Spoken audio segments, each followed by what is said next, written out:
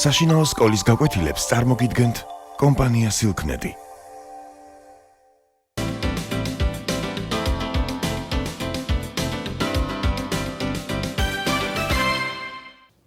მოგესალმებით. ჩვენი საუბრის თემაა ვაჟა-ფშაველას მოთხრობა ხმელი წიფელი. ვაჟა-ფშაველას შემოქმედების გაცნობის შემდეგ ადამიანი სულ სხვანაირად დაუწყებს სამყაროს სქერას. მისთვის ყოველივეს ექნება სული ჩადგმული. ვაჟა-ფშაველამ, როგორც ვიცით, ბუნება გაასულიერა. აღარ შეიძლება ვაჟა-ფშაველას ლექსების, მოთხრობების წაკითხვის შემდეგ გვერდით გულგრილად ჩაუარო რომელიმე გამხმარ ხეს და არ დაფიქრდე მის ბედზე. ან კიდევ ჩაიარო გამხმარი ყვავილის გვერდით, ან ფეხი დააბიჯო ყვავილს.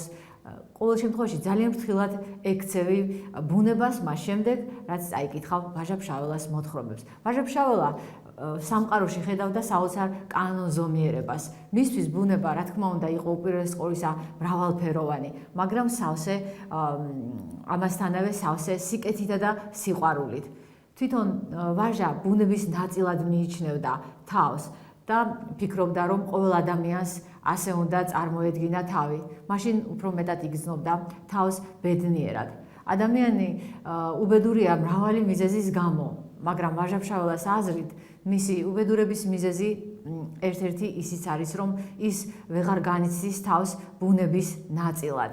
ვაჟა-ფშაველა ერთ ლექსში წერს: "უსულო საგნებს სული ჩავბერე, ავასაუბრე ლოდები კლდისა და როგორც მეფე გავათამამე წირი ბალახი ის ქუჩი მთისა, მადლი მფენია მარჯვენაზე და იმ შემოქმედის მაღალი ღვთისა." ვაჟა-ფშაველა მადლიერი იყო ღვთისა, რომ მან მისცა ნიჭი და უნარი შემოქმედებისა. ნიკოლოზ ბარათაშვილი მინდა გაგახსენოთ, რომელიც ერთ ლექსში, ჩინარი რომ ქვია, ასეთ რამეს წერს: "რწამს, რომ არს ენა რამ საიდუმლო, უასაკოთ და უსულთ შორის და უცხოველეს სხვათა ენათა, არს მნიშვნელობა მათი საუბრის." ამ სტრიქონებში გამოთქმულია აზრი, რომ ბუნებას აქვს თავისი ენა. უსულო და უასაკო არის სწორედ ბუნება, ხოლო და უცხოველეს სხვასა ენათა ნიშნავს, რომ ყველაზე ცხოველი, ყველაზე ცოცხალი არის სწორედ აი ეს ენა. ნიკოლოზ ბარათაშვილს ესმოდა ეს ენა. ვაჟა-ფშაველას არა მხოლოდ ესმოდა, არამედ გადმოგვითარგმნიდა თითქოს, იმიტომ რომ მის შემოქმედებაში ბუნება გვესაუბრება საკუთარ ტკივილზე, სიყვარულზე, ყოველივე იმაზე, რასაც განიცდის. ასეა ამ მოთხრობაშიც, რომელსაც ხმელი წიფელი ჰქვია. ვაჟა-ფშაველა ხედავდა, რომ ადამიანთა საზოგადოება სავსე იყო ათასგვარი უკეთურებით, ბოროტებით, გაუტანლობით, შურით და ცდილობდა ხშირად, რომ ბუნების მაგალითი დაესახა ადამიანებისთვის, როგორც ზნეობის ნიმუშები. ხან ბუნებაში ვაჟა-ფშაველა წარმოაჩენდა ისეთ ტკივილებს, რომლებიც დამახასიათებელი იყო ადამიანური საზოგადოებისათვის. ამ მოთხრობაშიც ვაჟა ლაპარაკობს ხმელ წიფელზე, სხვა ხეებზეც, იმ ურთიერთობებზე, რომლებიც ხეებს შორის არის ბუნებაშია, მაგრამ თანაც გულისხმობს ადამიანურ ურთიერთობასაც და ადამიანთა საზოგადოებასაც. ხმელი წიფლის მთავარი სათქმელი ის არის, რომ ადამიანის ნაღვაწი უკვალოდ არ იკარგება. მართალია, დრო სასტიკია, დაუნდობელი, ის ყოველივეს შლის, მაგრამ ვერ წაშლის კარგი ადამიანის მიერ გაკეთებულ კეთილ საქმეებს. ისეთ საქმეებს, რომლებიც მნიშვნელოვანი არის ერისა და საზოგადოების განვითარებისათვის. და ხმელი წიფელი ამ მოთხრობაში სწორედ სიმბოლო არის მოღვაწე და მოამაგე კაცისა. თუმცა ისეც ხდება ხოლმე, რომ საზოგადოება ხშირად ადამიანს ამას არ უფასებს. გულგრილი ხდება საზოგადოება გამოჩენილი პიროვნების მიმართ სხვადასხვა მიზეზის გამო, მაგრამ დრო არის ყველაზე კარგი მსაჯული. გავაწლები, თუნდაც საუკუნეები, მაგრამ კარგი კაცის სახელი აუცილებლად დარჩება. როგორც ილია ჭავჭავაძე წერდა, რომ კაცს ორი სახელი უნდა ჰქონდესო. ერთი აქ გამოსაჩენი და მეორე თან წასაყოლი, საიქიოში თან წასაღები. და ვაჟა-ფშაველაც ამ აზრს იზიარებს. აქ ამ მოთხრობაში თავარი სათქმელი ლექსის საშუალებით არის გამოხატული, რომ 1000 ცოცხალსა ბევრჯერა 100ჯერ ჯობს ერთი მკვდარია. ამას კიდევ შევეხებით. ახლა ვნახოთ ამ ყოველივეს როგორ წარმოაჩენს მოთხრობაში ვაჟა-ფშაველა. ის დასაწყის სტრიქონებშივე მიანიშნებს, რომ ბუნება ყველას უნდა უყვარდეს.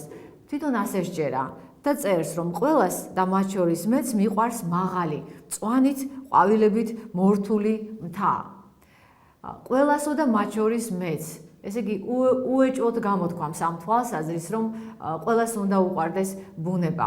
მწვანით შემოსილი მთა. მთა საერთოდ არის სიმაღლის, ამაღლებულობის სიმბოლო. ღმერთთან საუბრის ადგილი არის მთა. თვითონ ვაჟა-ფშაველა რომ წერს ერთ ლექსში, მთას ვიყავ მწვერვალზე ვიდექ, თვალწინ მეფინა ქვეყანა, გულზედ მესვენა მზე მთვარე, ვლაპარაკობდი ღმერთთანაო. მისთვის მთა არის სულიერი, მოფიქრალი არსება. ამიტომაც არის, რომ პოემა ბახტრიონში მთის შესახებ ასეთ რამეს წერს: ნისლი ფიქრია მთებისა, იმათ კაცობის გვირგვინიო. მთები განსაკუთრებით უყვარს ვაჟა-ფშაველას, მათ წარმოაჩენს ხშირად როგორც ღირსების, თავმოყარეობის, ნებისყოფის, სიმტკიცის, ერთგულების სიმბოლოებად. ბახტრიონი ვახსენე და ისევ მინდა მას დაუბრუნდი, ასე ვთქვა და გავეხსენო კიდევ ის, რომ მთები იმ ყოველივეში რაც ხდება, მონაწილენი არიან. როგორც გახსოვთ, ბახტრიონში ასახულია ქართველი ხალხის ბრძოლა თავისუფლებისათვის და მთებიც თითქოს მონაწილეობას იღებენ და მოლაშქრეებს ისინი გვერდით უდგანან და თითქოს ამხნევებენ კიდევაც. ასე რომ მთა არა უბრალოდ მხოლოდ ლამაზია შესახედავად, არამედ ის არის ერთგვარი მაგალითი იმისა, როგორ უნდა განვლოს ადამიანმა ცხოვრება. ესე იგი მტკიცედ, შეუყელად უნდა იყოს დამცველი თავისი პრინციპებისა. ვაჟა-ფშაველა წერს, რომ მას უყვარს გაზაფხულის სუნი, როდესაც ამოდის ახალი ბალახი. თანაც ნახეთ როგორ აწერს, როდესაც ბალახი ამოვა, შეყურებს მზეს, ქვეყანას, იჩქმალება, ინაბება. აქ ყურადღებას იქცევს ის, რომ ვაჟა წერს, უცოდველად, უვნებლად ამოუჩენია მიწიდან თავიო. ესე იგი ბუნებას ის მიიჩნევს უცოდველად. ეს სხვა მოთხრობებშიც არის წარმოჩენილი. სახეზე ამ ბალახს, ახლად ამოსულ ბალახს გამოუთქმელი ტრფიალება გადაფენია. ტრფიალება ნიშნავს სიყვარულს, ესე იგი მისი გულის სიყვარულით არის აღბეჭდილი. მას უხარია, რომ მიეცა საშუალება სიცოცხლით ტკბობისა, ამ მრავალფერიანი სამყაროს ცქერისა და თვითონ ბალახიც მონაწილე ხდება იმ ფერხულისა, რომელიც მის გარშემოა სიცოცხლისათვის გამართული. და ვაჟა-ფშაველა ამბობს, რომ ამ ქვეყანაზე დაბურულ უღრან ტყეს არაფერი არ შეედრება. თუმცა ვაჟა-ფშაველას მთავარი საფიქრალი ამ მოთხრობაში არის ხმელი წიფელი. ის გვიხატავს უკვე გამხმარ წიფელს, თუმცა თხრობაში შემოიჭრება ამ წიფლის წარსული და ვაჟა-ფშაველა ერთიანობაში წარმოგვიჩენს ამ ხის წარსულს, აწმყოსა და მომავალს. მას ეწოდება გამხმარი ხე, რომელიც თითქოს განკერძოებულა სხვა ხეებისაგან. წიფელს ჰქონდა დიდებული წარსული. ის იყო ყველაზე გამორჩეული ხე, ტოტებ მრავალი, ნიავის დაბერვაზე, რომ ზვირთები ირხეოდნენ მისი ტოტები და მისი ფოთლები. მაგრამ გავიდა დრო თან წაიღო ამ ხის ახალგაზრდობა და ის გახმა. ახლა ეს ხე თითქოს მარტოსულივით გამოიყურება. როგორც გითხარით, აქ მოთხრობაში წარმოჩენილია თვითონ ბუნების დამოკიდებულება ერთმანეთის მიმართ, მაგრამ მათ მიღმა, ხმელი წიფლის მიღმა, ხეების მიღმა, რა თქმა უნდა, ადამიანები უნდა ვიგულისხმოთ და მათი ურთიერთობები. ამიტომ ესე იგი ხმელი წიფელი უნდა წარმოვიდგინოთ ადამიანად, რომელსაც განლო თავისი ცხოვრება ღირსეულად, მაგრამ წელთა სიმრავლე შემატა მას გარკვეულად წელთა სიმრავლემ ის დაღალა, დაასნეულა და ეს დასნეულება და დაღალვა გამოხატულია სწორედ მისი გახმობით.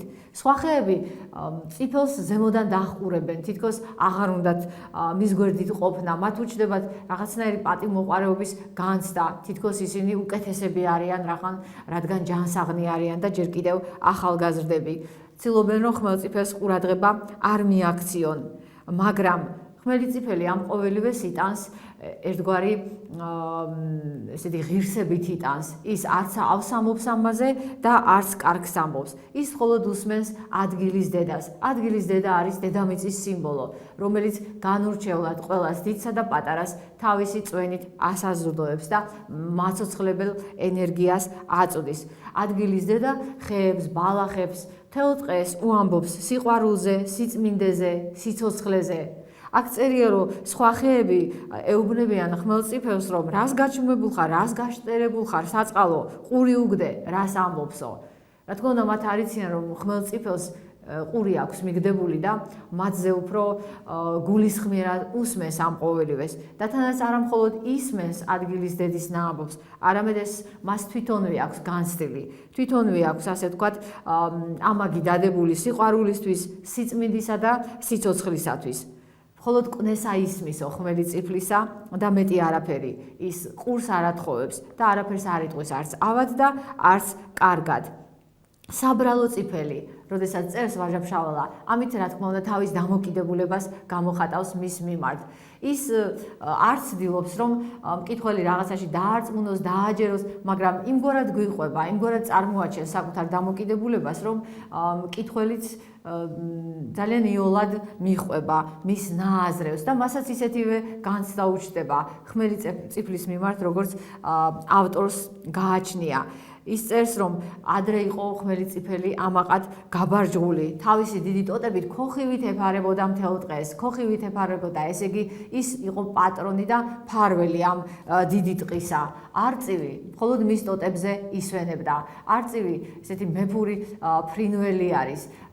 სხვა მოთხრობაში ვაჟა-ფშაველა მას უწოდებს ღმერთის შიკრიკს. ასე რომ არწივიც როგორც მთა სიმბოლო არის ამაღლებულობისა. არწივი რომ სწორედ მის ტოტებზე ჩამოჯდებოდა, ეს იმას ნიშნავს, რომ ხმელწიფელს გამორჩეული ფუნქცია ჰქონდა, გამორჩეული მისია ჰქონდა დაკისრებული ამ ცხოვრებაში, რომ სწორედ ის უნდა გადაფარებოდა ქოხივით ტყეს. მაგრამ სამწუხაროდ სხვა ხეებმა ეს ამბავი დაივიწყეს, ყოველივე თითქოს წარსულს ჩაბარდა. რა თქმა უნდა, წარსულის დავიწყება იმ ადამიანს ამცირებს, რომელიც ამგვარად უყურებს გამლილსა და ჩავლილს. წარსულმა აუცილებლად ფესვებივით უნდა იცოცხლოს ადამიანის გულსა და სულში. რათა შემდეგ აი ამ ფესვებიდან უკვე აღმოცენდეს ღირსეული მომავალი, როგორც იმ კერძო ადამიანისა, ასევე მთელი ერისა. ისე გვიხატავს ხმელწიფელს ვაჟა-ფშაველა, რომ უნებურად ჩვენს მის მიმართ სიბრალურის განცდა გვიჩნდება. აი როგორ არის დახატული, როგორ ზის, ესე იგი კოდალა მის ხელზე, როგორ უკაკუნებს და კოდალას მიმართაც არის გამოხატული გარკვეული დამოკიდებულება ვაჟა-ფშაველასი, როდესაც წერს, რომ ეგ დასაქცევი ერთავად ზედაზის და რაც ძალი და ღონი აქვს, ურახუნებს იმ გასახმობ, გასავერანებელ ნისკარტსაო. აი ამგვარად რომ გასახმობს ამბობს გასავერანებელს მის ნისკარტზე გამოხატავს თავის დამოკიდებულებას, რომ კოდალას არ აქვს გარჩევის უნარი ვის როგორ მოეპყრას და რა თქმა უნდა ის გამოხატავს გარკვეული ტიპის ადამიანებსაც. ხმელი წიფელი კი ყოველივეს იტანს ღირსეულად, როგორც წეღანაც აღნიშნეთ, არც ავს ამბობს, არც კარგს. ეს არის ცხოვრების შეცნობილი ადამიანის სიმბოლო, ესე იგი ადამიანისა, რომელმაც ავიც ნახა, კარგიც ნახა, ძალიან ბევრი ხიფათი იყო მისი ცხოვრების გზაზე და ამიტომაც არის, რომ ყველაფერს დუმილით იღებს. ის არის სიმბოლო ერთგვარი ბრძენი ადამიანისა, რომელმაც იცის, რომ ყველაფერი წარმავალია, რომ ერთი დრო ავი იქნება თუ კარგი, არავის არ შერჩება. აქ არის ერთი მნიშვნელოვანი ფრაზა ხმელწიფელთან დაკავშირებული. არ მოიდრიკება ხმელი წიფელი ქარის და ქარიშხლის შემოტევაზე. შეიძლება მხოლოდ მოტყდეს. ესე იგი ის არ მოიდრიკება. მოდრეკა, რა თქმა უნდა, ნიშნავს მორჩილებას, ვინმესთვის თავის დახრას, საკუთარ პრინციპებზე, საკუთარ თვალსაზრისზე უარის თქმას და ხმელი წიფელი კიდევ არის ერთგული თავისი პრინციპებისა, ცხოვრებისეული პრინციპებისა. ის არასოდეს არ უღალატებს სიკეთეს და ის არასოდეს არ იქნება მორჩილი ბოროტებისა. რაღაცა დიდი ძალისა, რომელსაც შეუძლია ის მხოლოდ და მხოლოდ მოტეხოს და ვერავითარ შემთხვევაში ვერ მოდრეკს. გაფოთლილი ხეები ამაყად დასქერიანო ამ ხმელწიფელს და ასეთ რაღაცასაც ამობენ, ნეტავი არ გვაუშნოებდეო. აქაც რა თქმა უნდა ისევ და ისევ ხაზგასმა იმისა, რომ ეს ხეები არიან უგუნურნი, რადგან ისინი არ ითვალისწინებენ ხმელი წიფლის წარსულს, მის ამაქვს, მის სახელოვნებას, მაგრამ სამაგეროდ საზოგადოებას აქვს ეს ხსოვნა შერჩენილი. იმ სოფელს, რომელიც ხმელწიფელთან ძალიან ახლოს არის.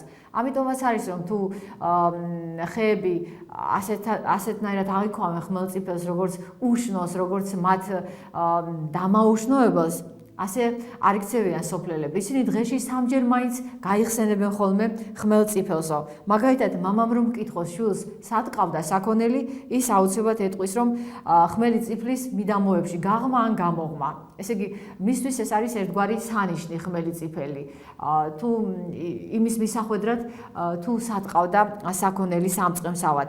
ან კიდევ სოფელში ხშირად იტყოდნენ ხოლმე, რომ ხმელიწიფლის ძირში ვეფხს დაუდია ბინა. ჩვენ ვნახეთ მისი და მისი ლეკვების ნაკვალევიო. ან კიდევ ეს სააბედე სოკო ხმელწიფელს ავაჭერიო. ასე რომ სოფელში არ დაუკარგავთ ხსოვნა ხმელიწიფლისა. და ვაჟა-ფშაველა ამბობს, არიციან უგუნურმა ხეებმა, რომ ხალხს ჯერ არ დაუვიწყნია ხმელიწიფლის სახელი, კიდევ ახსოვს იმისი სიდიადე. და აქ მოთხრობაში არის ჩართული ლექსი. ეს ვაჟა-ფშაველასთვის დამახასიათებელი არის. სხვა მოთხრობაშიც მაგალითად ია რომ ქვია, იქ ლექსად ჩართავს და ასე ლექს ჩართავს და ასე გამოხატავს თავის სათქმელს, უფრო პოეტურად, უფრო ამაღლებულად, უფრო შთამბეჭდავად. ამ ლექსში წერია წეღან ვახსენე ორიოდეს სტრიქონი, რომ განაყველა, რაც ხმელია, კაცისგან საწუნარია. ესე იგი, სიხმელით არ შეიძლება ადამიანმა დაიწუნოს რაიმე, იმიტომ რომ სიხმელე გამოხატავს მხოლოდ მის აწმყოს მდგომარეობას. აუცილებელი კი არის წარსულის გათვალისწინება. და აქ ამბობს ვაჟა-ფშაველა ასეთ საგულისხმო სტრიქონებს 1000 ცოცხალსა ბევრჯერა 100ჯერ ჯობს ერთი მკვდარია. შეიძლება ისეთი ადამიანი მკვდარი იყოს, რომელსაც თავის დროზე ძალიან ბევრი სასახელო საქმეები გაუკეთებია ერისათვის, მაგრამ ის მკვდარიც კი მეტად რგებს ცოცხალ ადამიანებს, ვიდრე ბევრი ცოცხალი. მაგალითად, ასეთი მკვდრები არიან ჩვენთვის თვითონ ვაჟა-ფშაველა, შოთა რუსთაველი, დავით აღმაშენებელი, თამარ მეფე და სხვანი და სხვანი. საბედნიეროდ ქართველებს ძალიან ბევრი ყავს ასეთი ადამიანი, რომლებიც სხეულებრივად კი არიან გარდაცვლილები, მაგრამ ისინი სულიერად ცოცხლობენ და ხელს უწყობენ ერის სიცოცხლეს, ერის ჯანმრთელობასა და ერის წინსვლას.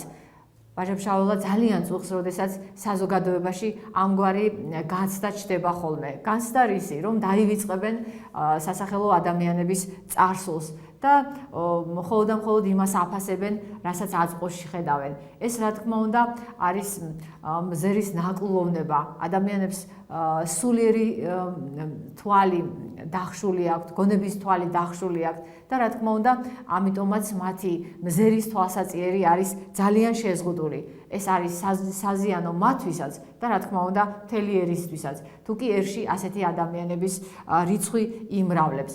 ვაჟა-ფშაველა თითქოს ეფერება, იალერსება ხმელწიფელს და თითქოს დარდობს ცხოვრებაზე, რომელიც ასეთი ულმობელი არის, ასეთი უსამართლო ხანდახან. რისთვის მოსულ ხარ ბეჩავო, არი გლოვები მკვდარია, შენთვის არც წაწმედა არის, არსად ცხონება არია, ვინან შაგი კრავს კუბოსა, ვინან აგინთოს სანთელი, ვაჰ რა ძნელია, კვდებოდეს, იკარგებოდეს სახელი. მთელი მოთხრობა კი იმ აზრით არის გამსჭვალული, რომ სახელი არასოდეს არ დაიკარგება და როგორც შოთა რუსთაველი ამბობს, რომ სჯობს სახელისა მოხვეჭა ყოველსა მოსახვეჭელსა. აქაც ამავე აზრს ამ მოთხრობითაც ამავე აზრს უნერგავს ვაჟა-ფშაველა მკითხველს. აქ რა თქმა უნდა დახატული არის ხმელიწიფლის, როგორც გითხარით, აწმყო. აქ მაგალითად ხედავთ ღამღამობით როგორ ესტუმრებიან ბუები ხმელხეს, რომლებიც ერთმანეთს გადაზახიან. იპოვე და ხმა შემოესმებათ ვერა-ვერაო. აქ წარმოჩდება გამოძახილი არის ხალხური თქმულების თქმულება, გამოძახილია ერთი ხალხური თქმულებისა, რომლის მიხედვითაც ერთ ოჯახში გარდაიცვალება დედა და მამამ ბავშვებს მოუყვანს დეგინაცვალს, რომელიც სასტიკად ეპყრობა ქალვარს, ძალიან ხშირად აგზავნის 1000 გვარ სამუშაოზე და შემდეგ სახლში მოსულებს არც დააპურებს, არც მოეალერსება. და როდესაც ერთხელ ეს ბავშვები წავლენ საქონლის სამწყენსავად, მათ დაეკარგებათ ეს საქონელი და სახში ვერ ბრუნდებიან შეშინებულები. ბიჭი და გოგო აქეთ-იქით დარბიან და ერთმანეთს ეძახიან იპოვე და ერთმანეთს პასუხობენ ვერ ვიპოვეო. და ღმერთ შეებრალება ისინი და გადააქცევს მათ ფრინველებას, რათა არ დამბრუნდნენ ისინი სახში და დედინაცვლისაგან უხეში მოპყრობა არ მიიღონ, ასე ვთქვათ, დედინაცვლისაგან დაიცვა ასე უფალმა ეს პატარა ქალვაჟი და სწორედ ეს ამ თქმულების გამოძახილი არის ამ მოთხრობაში. ეს როგორც პატარა ჩართული ამბავი ასე ჩანს ამ ხმელწიფელში. და მთავარი კიდევ ის არის, რომ ვაჟა-ფშაველა ხმელწიფელს არ იმეტებს დასაღუპავად, იმიტომ რომ როგორც გითხარით, ხმელიწიფლის ამბავი არის სიმბოლურად გასააზრებელი. ამიტომაც არის, რომ ხმელწიფეს ერთ-ერთ ფესზე ამოსული აქვს პატარა ყლორტი და ეს ყლორტი დროს უცდის, ჟამს უცდის, მზეს უცდის, რათა გაიზარდოს ეს ღარი ხმელიწიფლის ნუგეში. ასე რომ ვაჟა-ფშაველას აზრით, ადამიანის სახელი არასოდეს არ დაიკარგება. ამიტომ მკითხველმაც უნდა იცოდეს ეს და ყოველთვის სახელის მოპოვებაზე იზრუნავს უპირველეს ყოვლისა. სახელს კი ადამიანი მხოლოდ და მხოლოდ დიდი სიყვარულით, კეთილი საქმეების კეთებით მოიპოვებს. მხოლოდ ასე დარჩება ერის ხსოვნაში. მხოლოდ ასე იცოცხლებს ის სულიერად და მის სახელს ვერ მიეკარება სასტიკი და ულმობელი დრო, რომელიც ყოველივეს ანადგურებს. გმადლობთ ყურადღებისათვის.